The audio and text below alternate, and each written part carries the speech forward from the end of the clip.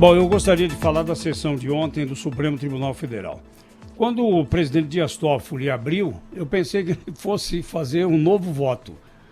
Porque ele começou a dar tantas explicações. Olha, quando você explica demais uma coisa, é porque você mesmo não tem certeza do que você fez. Então me pareceu isso. Ontem, depois das 4 horas e tanto do primeiro dia, ele ainda achou que precisava acrescentar mais alguma coisa para se fazer entender.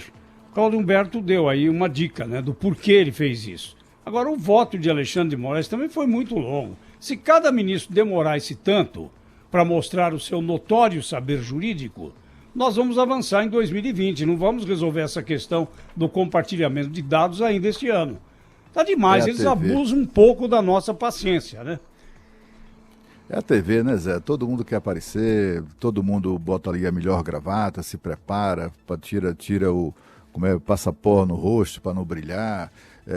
As sessões do Supremo viraram isso mesmo, viraram ali um campeonato, uma incrível disputa por vaidade, né, para ver quem aparece melhor na foto, quem é que conquista a manchete. Eu já ouvi conversa de ministro do Supremo nesse sentido, assim, saboreando o fato de ter aparecido mais do que o colega na manchete do jornal. Olha, é uma tristeza, né? E tudo isso é vaidade, né? Essa coisa aquela fogueira das vaidades que a gente está habituado a ver. Agora restam os outros ministros a votarem, né? O Alexandre Na de semana Moraes, que vem, né, Pedro? Na semana que vem. O Alexandre de Moraes, ele ampliou bem o leque, né? Ele divergiu do ministro Dias Toffoli, principalmente sobre a história da Receita. A gente falava sobre ontem aqui, que não ficou muito claro. Até o ministro Dias Toffoli, na abertura da sessão, fez questão de pontuar o voto dele, né? Pouca coisa está ficando clara nessa votação, né? Tem pouca coisa clara. Eu tô vendo nuances, por exemplo, já encontraram um trecho do voto do ministro Dias Toffoli em que ele diz que troca de dados por e-mail pode não valer. Então já há uma interpretação a partir de um filete do voto do ministro Dias Toffoli de anteontem, em que ele diz que se a troca de informações entre o COAF e o Ministério Público ocorrer via e-mail, ela perde a validade. Eu acho que a gente ainda vai demorar um tempo para entender exatamente o que está acontecendo. Tanto é assim que ontem foi até curioso, ontem à tarde aqui, tinha portal e jornal dando placar diferente. Alguns dando 1-1, ou seja, dizendo que o Alexandre de Moraes tinha votado contra a tese do ministro Dias Toffoli, e outros dizendo que os dois tinham concordado. Ele divergiu, ele divergiu da tese do Dias Toffoli amplamente. Eu entendi como um complemento. Não. Ele aprofundou a tese do Dias Toffoli. Eu também entendi assim. Veja como votos muito cumpridos. Eu entendi como o Rafael entendeu. Como complemento, eu também acho, né, que há convergência em alguns pontos ali. Não ficou muito claro mesmo isso. Eu achei que o ministro Alexandre de Moraes quer deixar tudo como está. Não quer mexer nisso, não. Mas a gente não sabe como tá, né, Cláudio? Isso é difícil a gente falar. A gente não sabe como tá. O que eu acho que o Supremo tá julgando, na minha avaliação, é o seguinte: pode divulgar só dados globais, dados genéricos, ou pode divulgar tudo. O ministro Dias Toffoli diz o seguinte: só pode dados globais. O ministro Alexandre de Moraes está dizendo: pode divulgar tudo. É isso. Né? Na minha avaliação, pelo que eu ouvi... Então, não é o mesmo caminho, é uma questão de detalhe, só que eles divergem. Mas esse detalhe é a nossa discussão aqui, a nossa divergência aqui ao longo de toda essa semana. Se você pode ter acesso a informações específicas sobre aquela transação financeira, ou se você só tem uma informação genérica e depois você pede autorização judicial para ter acesso ao dado completo, né? Acho que essa é uma grande diferença e é isso que os dois ministros estão divergindo. Agora, as possibilidades não é uma votação sim e não, né? É uma votação A, B, C, D, E, são várias as possibilidades. Pode ser que algum Múltipla escolha, né? Múltipla escolha, mas de todas as possibilidades. Pode ser que algum ministro ainda levante uma outra tese dizendo: eu proíbo tudo, acho que não pode divulgar nada sem autorização judicial. Pode ser que venha essa tese ainda pela frente, né? Agora, o voto do Toffoli de 4 horas atrasou, porque era uma coisa que podia ter sido muito mais encaminhada nesses 2 dias, né? Mas o cara tomou o dia inteiro para fazer o voto dele. Agora nós vamos para mais uma semana e que a gente vai provavelmente passar pelo menos um dia, se não 2, né, ali tentando interpretar com a tecla SAP o que dizem os ministros para saber que diabos que a justiça brasileira vai precisar fazer para combater a corrupção, né? O danado que vai ter alguém, né, Thaís, que vai ter que consolidar isso. Coitado, né? Ali vai ter algum juiz lá da assessoria do Supremo que vai ter que consolidar. E como é que ele vai fazer, coitado, né? Esse é que é o problema. O longo voto do ministro Dias Toffoli demonstrou isso mesmo. E a retomada do assunto por ele, né, na sessão de ontem, demonstra uma certa insegurança, né, uma certa falta de consistência num argumento que pode ser resumido em poucas palavras, né? Qualquer pessoa pode resumir suas ideias e tal em poucas palavras, em poucos minutos. Por que é que o magistrado não pode fazê-lo, né? Ainda mais com a responsabilidade de presidente do Supremo.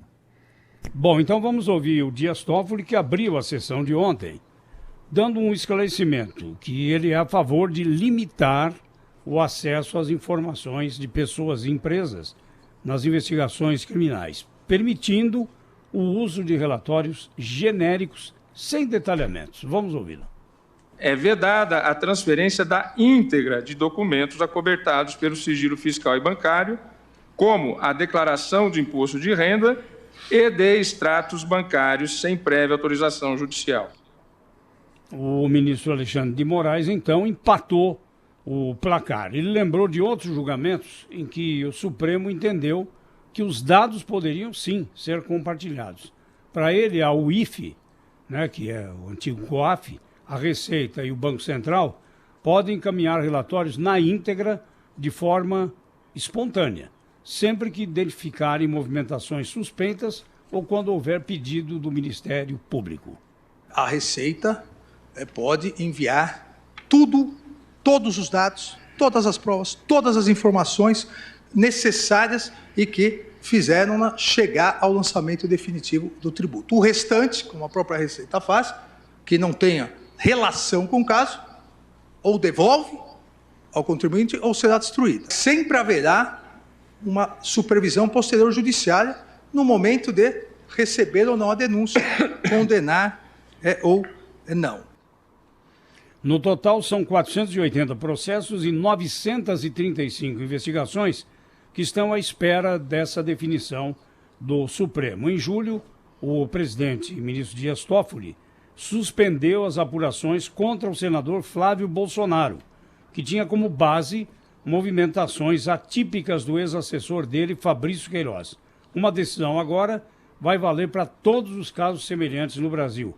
Ainda faltam 9 ministros votarem. Ou não, né? Porque tem uma onda aí de ministros nos bastidores divulgando a informação de que pretendem tirar o COAF dessa discussão. Pode ficar só a Receita, porque o processo original, como o Rafael lembrou ontem, trata de uma questão envolvendo o dono de posto de combustível do interior de São Paulo, que questionam a Receita Federal.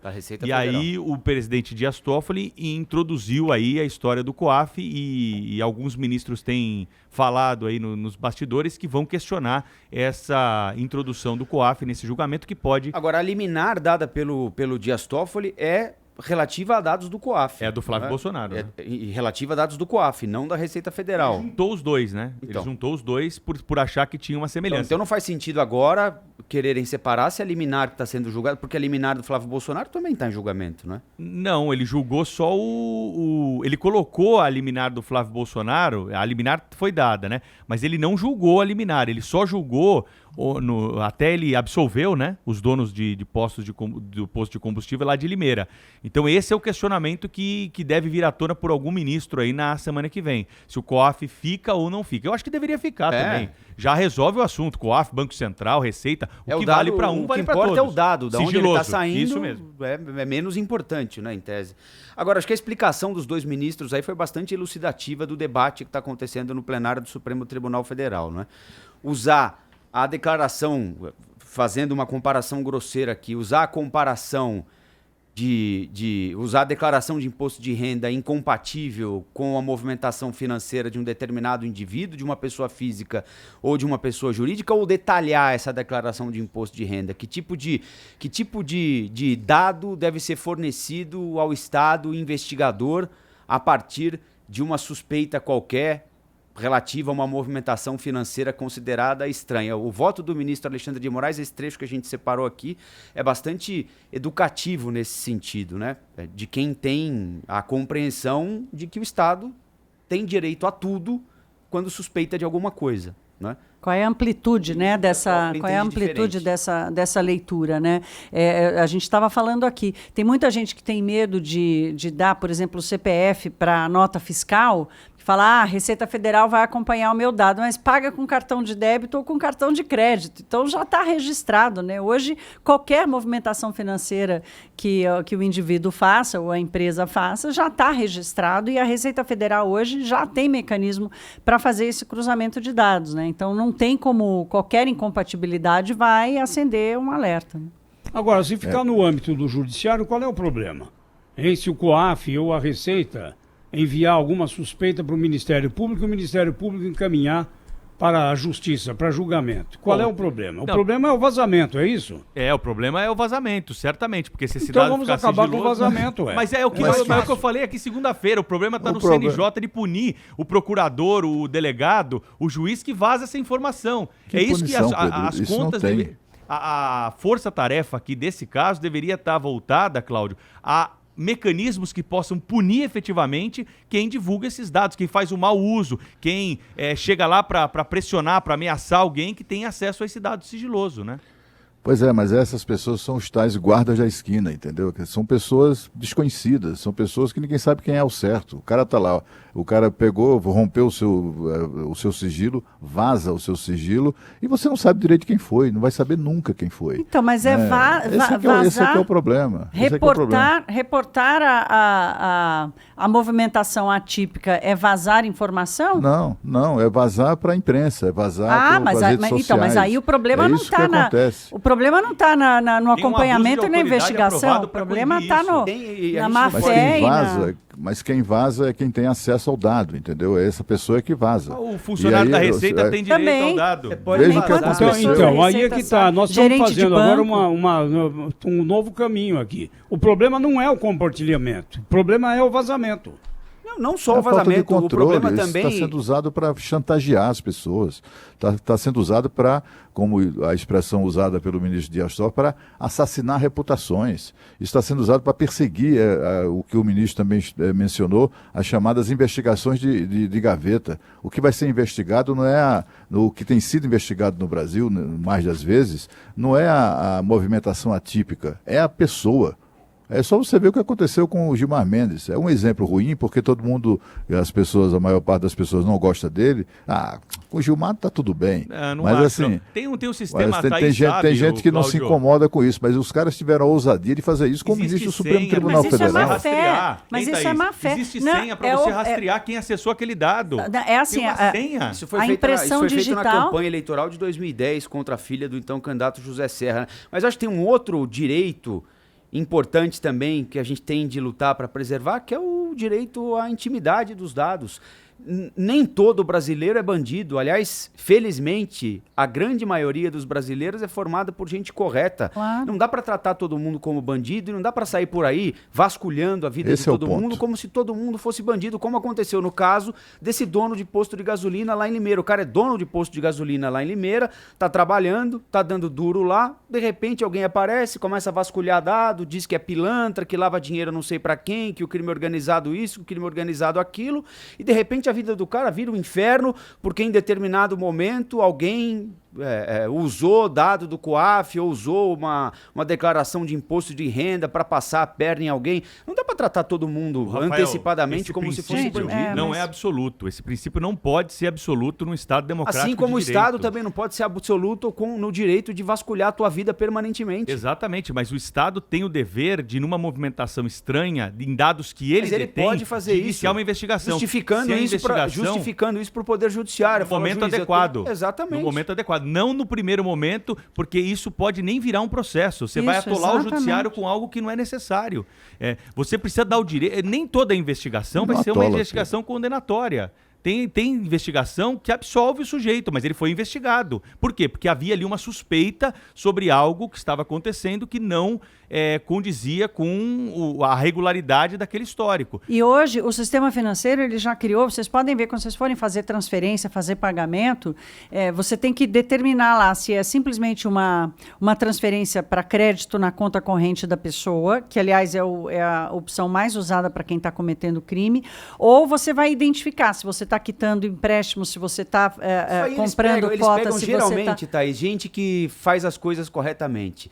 Não fosse assim, não tinha tido petrolão, não tinha tido mensalão, não tinha doleiro sendo preso em apartamento com mala de dinheiro, não tinha Gedel com 51 milhões de reais em apartamento. Mas então, o petrolão... geralmente, eles querem tumultuar a vida de quem faz as coisas corretamente. Pega um desvio do cara aqui, um equívoco ali na esquina, um vacilo ali. É claro que tem gente mal intencionada, sempre tem em todo ambiente. Mas o sujeito que trabalha dentro do sistema, ele não está ali, né, com raras exceções, para fazer malandragem usando o próprio nome. Né?